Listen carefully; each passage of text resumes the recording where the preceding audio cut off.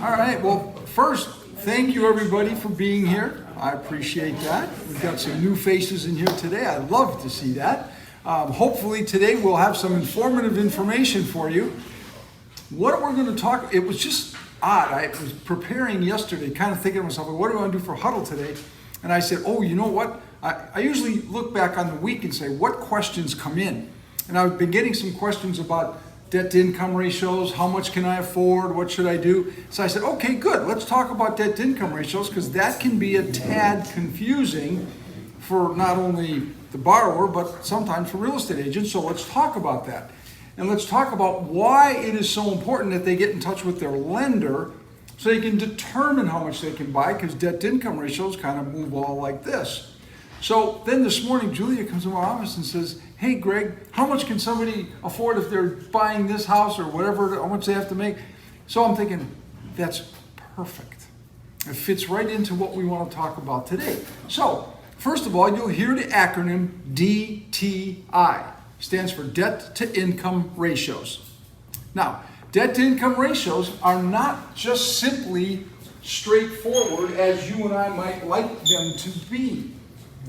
I hope I don't pull this thing down. All right, and I want to show you some differences. Now I'm going to give you two different pieces of information. One, I hope that thing is lined up. I'm standing up now, I'm sorry. Is it? It's cutting me off at the top. The boss is here, he will fix it. Sorry about that. Just so we get, okay. We're gonna break this down into two, maybe three different aspects. First, we're gonna talk about what are some guidelines for debt to income ratios. If that's not confusing enough, which it can be, don't expect you to remember all this, but at least you'll know that there's differences, and then you can touch base with me or someone else to make sure. Just me, okay? Really? No, I'm kidding. But watch it, and then the second thing we're going to do is, how does a borrower fit into those guidelines? And when can the borrower beat those guidelines? And I'm going to give you some examples of that as well. And then lastly, what do you do when you've got somebody who thinks they can afford this and it turns out they can only afford this? What do we do? So let's start with some guidelines, all right? These are basic guidelines, conventional loans. If I have a conventional loan, the basic guideline, and this is for somebody who's got credit scores, let's just say 680 and above, all right? Basic guideline, and by the way, does anybody know that are you familiar with the fact that there's two debt to income ratios that lenders use? There's what they call the housing debt to income. That's oftentimes referred to as the front ratio. And then there's the back, which is your total debt to income ratio. That's the new house payment plus all of your recurring debt. And so they both come into play, not just one. So there's a front and a back. Generally speaking, guideline simply says conventional lending is usually 38-49, meaning your housing debt to income is about 38% or less, and your total debt to income is 49% or less. If that's the case, then what you're going to find is that as long as there's nothing weird in the loan, you'll probably qualify for that mortgage. All right, before I go on, question on that. You said 38 to 49? No, 38. This is front. Good question, Rip. This is front. Okay, and then that's your back end. And this is back. So when I calculate, I'm going to calculate a front ratio and a back ratio. And if the front is 38 or below and the back is 49 or below, I'm probably okay. Now this is just basic guidelines, and I'll show you why in a moment. FHA, a little bit different. Now if you read the FHA handbook, the FHA handbook doesn't tell you the numbers I'm going to share right now, but this is what the guideline pretty much falls into. And this is for credit scores 660 and above. If you go down, I'll go into that in a minute. FHA is generally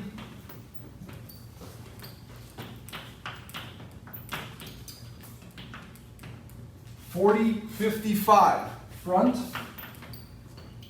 back. So think about it once. I have somebody who's putting 3.5% down, has a 661 credit score. They have a 55% back-end ratio, meaning that 55% of the gross income that they're showing the lender will get them into that house. Now, 55, think about it once, 55% of their gross income. So if you're making $6,000 a month, you're not bringing home $6,000 a month. You're probably bringing home somewhere, maybe in the $4,800 to $5,000. And 55% says that I can spend up to 55% of my $6,000, which is ridiculous. But they go through all the time. And most of the time, people who are that high, most of the time, there's other income that the lender's not using to help them get qualified. Yes? With FHA, how much would down payment do they need? 3.5%. And how much is conventional? Conventional, as little as 3 to as much as whatever. 3% is first-time home buyer or Fannie or Freddie, home ready or home possible. I don't want to get too far into that because we're going to stay here. So VA. VA. Watch this.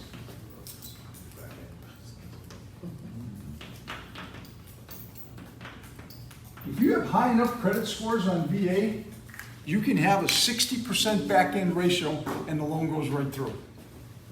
Now, what's your typical credit score on VA? Well, if you want to go as high as 60, you're probably going to have to be above 700. But typical VA, 660, you can go all the way down on FHA down to 600 and VA down to 600 with us. But then, and that takes me to the next point. I'll get into that in a minute. But does this just give you it's just nothing more than a guideline. This is not absolute, and I'll show you that in a minute. Before I go on, any questions? Now, I'll answer part of what Rip just asked, and let's take this another level. All right. Now, somebody comes to us and says, "Hey, Greg, we're going to put down 10% on a house. They have 800 credit scores, and instead of having 3849, the ratio is 4749.9. This is way above the front housing debt to income. The back ratio is right just a tad under 50%. If they've got credit scores above 760, that loan will go all day long. No problem. That's why I said this is a guideline. Now, let's take the reverse of that. This is 760 plus, okay? Now let's take the reverse of this. And somebody wants to get a conventional loan, and let's just say that the credit score is 680, and they want to get a conventional loan. Now all of us, and they're only going to put down 3% or 5%. Now all of a sudden, this here is probably going to drop to 36, and this is a ballpark, but probably 44.9. So credit score drives these ratios in conjunction with down payment. So if my down payment goes down to 3%, this is going to change my ratio. My ratios are going to change dramatically. If I go up to, this is crazy. We did a loan for someone from this office about 4 months ago. And the ratios came in at, this is no joke, ratios came in at 48.49. They were putting 50% down on the house and they had 800 credit scores. Right through, no issue. Now, someone else 645 credit score wanted a conventional loan, putting down a substantial amount of money, in this example, about 40% down payment, I could not get the ratio to go above 41%, the back ratio. Credit score drives this process. Now, on FHA, it also drives the process, but not as severely. If I've got a 665 credit score, I can probably go all the way to 55%, as long as this stays 40 or less. So credit on an FHA loan is going to be more flexible than will a conventional loan. Make sense? VA, oh my gosh. Now, if you go down below 640 or 620 on either FHA or VA, these numbers change dramatically. Now you're talking can't go above 40% or 41% on the back end, changes substantially. So that's where I'm saying it becomes so paramount that what you and I do is make absolutely sure with the borrower that they understand that their credit score and their income are going to drive what the debt to income ratios can actually come in at. Now I do this every day. This is all, I spend oodles and oodles of time going through this for people. I need to remember this. You don't. And you're not going to. And if you try to, then you might as well get out of the list and get into lending. This stuff's crazy. So what should you do? In my opinion, that's where you have to utilize someone like me. If it's not me, someone else. But you've got to have your borrower in touch with someone so that they can determine this and actually see exactly how their numbers are going to run. Now, Julie asked me another question. Greg, is there a simple tool to determine how much money, if I want to get a loan for $200,000, what's the payment? Well, I would tell you this, the principal and interest payment is very simple to figure out. Anybody know what that answer is? $4.50. It's what? $4.50. $4.50 per thousand. That's probably a tad high, but safe. In other words, if somebody wants to get a $200,000 mortgage,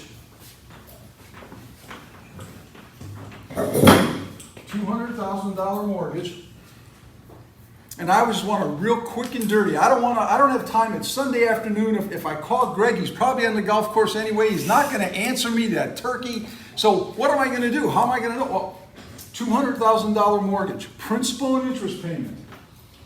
200 times, let's use 4.4. Anybody want to figure that one out for me? $880? $880. That's your principal and interest payment. It's $880. And that's pretty close. So that's pretty close. That gives you an idea. Now, somebody says, well, Greg, but then what's their total house payment? Well, the total house payment, now you say, okay, now I got to add 2 or 3 different things, maybe 4. I've got to add taxes. I've got to add homeowner's insurance. And I might have to add mortgage insurance, depending how much money they're putting down. And to determine my debt-to-income ratio, I have to add in the homeowners association or the condo association monthly fee. Now, Dwayne. HOA fees, those front end or back end? HOA fees affect both. Okay. HOA fees are considered part of the house payment. Even though you don't pay it to the lender, it's considered part of the house payment. Great question, Dwayne, thank you. So, when you ask, well, Greg, they want to get a $200,000 mortgage, what's their payment going to be? Well, I can tell you this, but I can't tell you the other until you tell me something. What's the sales price of the home? Because if the home is priced at $220,000, their property taxes are going to be substantially different than somebody who's buying a house at $400,000, which means the monthly payment's going to be substantially different. Same thing with homeowners insurance. If they're buying a townhome that's been built in the last say 6 or 7, 8 years, their homeowner insurance is going to be dirt cheap. If they're buying a single-family home for $400,000 that was built in the 50s, their homeowner's insurance is probably going to be pretty high. So the difference, you have to tell me. I don't know. I can ask you the question, but then you're going to have to tell me because I can guess at the numbers. Does that make sense? No. Rip, go ahead. I don't guess there's ever any consideration when it comes to gross income versus debt on business owners, is there? Just because they're going to typically show a lot less income than what they typically actually have. Rip's question is good. Is there any difference in gross income for business owners? Gross income, okay, now income is what you pay taxes on. And oftentimes business owners misconstrue revenue with gross income. Revenue is the amount of money that you bring into the business. Gross income is what you have left after you've paid out all your taxes, after you've paid out all of your expenses. That bottom line, gross income. So I can use gross income. I just can't use revenue. That's why we have to go through the whole process of personal and business tax returns if they own a business. Does that answer the question, Rip? It does, yeah. And then would USDA be most similar to like a VA? No. No. I didn't talk about USDA yet. Thank you. We've got a few more minutes. I will. Okay. Now, we've covered a ton of information, and we talk about payments here. And Julie, I want to make sure. So you now have a tool to figure out principal and interest payment. You have to add to that property taxes. Now, if you look at a home, your buyer's going out looking at a home, and they're looking at a home like the one that Bob actually sent me this morning. It's a $525,000 home in Swanee. Any idea what property taxes might be on a $525,000 home in Swanee? Anybody? 5 to 6 grand. How much? $6 grand, $4 grand. It's going to be somewhere between $4,000 to $6,000 probably. I think it's going to be closer to probably 5, maybe a little above that. Unless it's a senior exemption. Thank you, Jay. When I looked up the taxes, it was $1,890. And the people wanted to know what their payment would be. I sent them the note and I said, well, guess what? I can tell you the principal and interest payment, and I can tell you the $1,892, you're not going to get that unless you're over 64 years old. Because it's not going to happen. Do you get it the first year though, as a buyer? Well, Like, when you buy? here's what, oh, that's a great question. Is that what it's going to be the first year? Okay, here's the answer to that question. Everybody understand the question? That's going to be the first year? No. Because here's what's going to happen. They're going to close that loan in the month of November. So they're going to get, when we calculate the taxes for 2021, it's going to be based on whatever that senior exemption is. Let's just say it's $1,892. So if we make their payment based on that in 2022, which starts January 1st, in 2022, they're going to get a tax bill for $5,000. Guess what's going to happen come September of 2022? They're going to get a tax bill. They're going to get a tax bill for $5,000. They've been making escrow payments based on $1,982. They're going to be over $3,000 short. Their payment is going to skyrocket up, and they're going to call me up and say, Greg, why didn't you tell us? Or they're going to call you up and say, why didn't you tell us? I'll say, call up Greg. Yeah, call Greg. Thank you, Rip. So we have a mechanism by which we can fix that. And we'll only charge them for what they're paying today, so that what we collect at closing will be based on 2021 tax bill, but their escrow amount is going to be based on what the attorney tells us is the estimate for 2022 without the exemption. So if you see something that doesn't look right, it probably isn't right. That's the most important thing to remember. I mean, we see it all the time. Somebody's buying a house for $450,000 and the taxes are $900. Oh, there's something wrong. That's not real. That's going to change. All right? Now, before I go into USDA, because we don't do a lot of that. I mean, I do a fair amount of it, but this office doesn't do a lot, but I will talk about USDA. But do you have any other questions? This is a ton of information. If you need, we go back over it again next week, we can. Any other questions on this? Last question, student loans, on the first time I borrow it, and they're huge, but the payment is low, not deferred, but low. Does it count the same as any other DTI? What a great question. Student loans. First. Okay, there's a whole, no, that's the thing, okay. Student loans. FHA just made a change to match what Freddie Mac does. If you look at student loans today, most student loans today show deferred. Because of COVID, they're in forbearance. So they don't have to make payments. If that account on the credit report shows 0, then as a lender, we have to use some number. If you're doing a conventional loan, there's 2 numbers you can use. If you're going to send a loan to Fannie Mae, it's 1% of the outstanding balance. If it's Freddie Mac, it's 1/2 of 1% of the outstanding balance. If it's FHA and it's 0, it's the same as Freddie Mac, 1/2 of 1% of the outstanding balance. Now, how do you get around that? They can take their loan out of forbearance, out of deferment, and they can start making what's called income repayment plan, income-based repayment plan.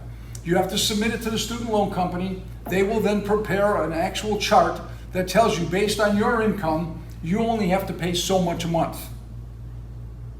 The positive to that is that it's going to be significantly less than what you'd have to pay if it were fully amortized. The negative to it is, if you're going to get a loan, you have to start it right now, which means your student loan payments are coming out of forbearance. As a matter of fact, before I came in here today, one of the clients for a real estate agent in this office, we're trying to get this loan. Well, she wants to buy a house. Problem is, she has $360,000 of student loans. $360,000, that's a lot. That's a lot, okay? Her income-based plan that she was on in March of 2020, not 21, 2020, was $200 a month. Needless to say, she's never going to pay off her student loans. You and I will pay them off. But anyway, the point is $220 a month. If I can use $220 a month, she can afford to buy a house just like that. But if she doesn't take her loans out of forbearance, I have to use a minimum of $1,800 a month. Now she doesn't afford anywhere near what she wants to buy. So she's in a quandary.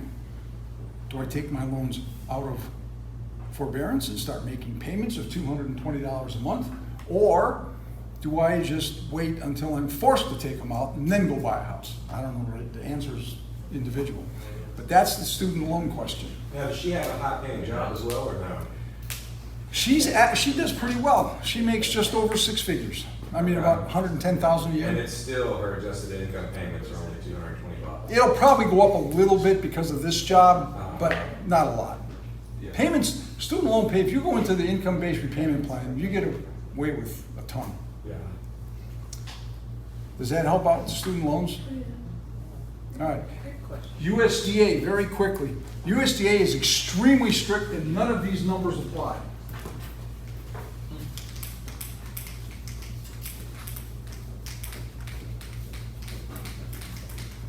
USDA got very, very strict when COVID came around. They were a little bit more loosey-goosey, but now they're very strict.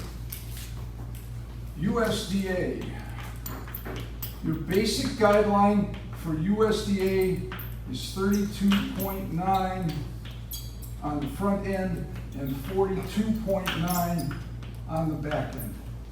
That's USDA. Now, you can beat that a little bit if the credit score is high enough, and we have a lot of people do USDA with 700 and plus credit scores. Then I can push this up. I can push this up a little bit. This I can go up to maybe 46, 47, not much higher than that, as long as this doesn't go up too much. So USDA is much more, as you can tell, restrictive. If you got scores below 700 and your ratios, they better not be 1/10 above those, and or it won't go through. So they're very strict. Now, USDA is a fantastic program. 0% down, dirt cheap funding fee, dirt cheap monthly MI. So, I mean, it's fantastic. I would strongly encourage, if you have people that are looking to buy houses and they don't care where they live, go find an area that you can put them in USDA, because it's one of the best programs out there. I did a USDA one and my client closed with $600. Oh, yeah. So what's the USDA again? Like, you have to be in a rural area? I'm sorry? You have to be in a rural area, right? You gotta be in a rural area. What's rural today? And if- Dallas. Oh, Dallas, I mean, But you can. There's a ton of They'll areas. tell you. it's amazing how many areas. Jefferson is USDA. Jefferson's booming its USDA. So, Sometimes it's hard to what? get. Where else asked if there's a map? There's not a map, but there is, in fact, you can send me a note and I'll send you the link. There's, USDA has, it's very simple. They've got a web link. You go to the web link, you put in, it says search button, put in the address, and it tells you if it's eligible, that fast. It's very, very simple. I'm sorry? You can zoom in on that website and find it out Oh. if you're trying to figure out.